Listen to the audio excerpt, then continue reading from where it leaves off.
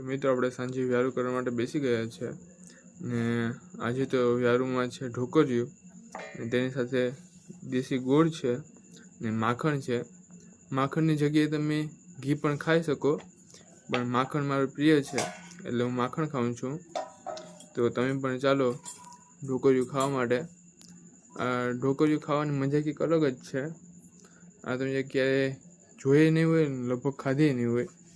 સિટીના હશે એને લગભગ નહીં જ ખાધી હોય, અને ગામડાના હશે એને તો ખબર હશે ને ખાધી પણ હશે.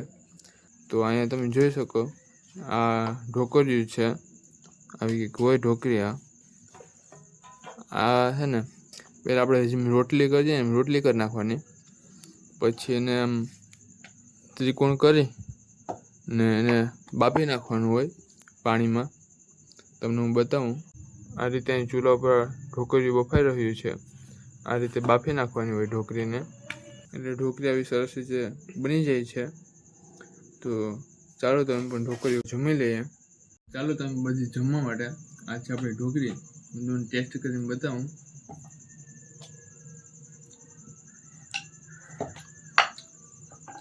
તો ઢોકળી છે એકદમ સરસ મજાની, તમે આ જોઈ શકો.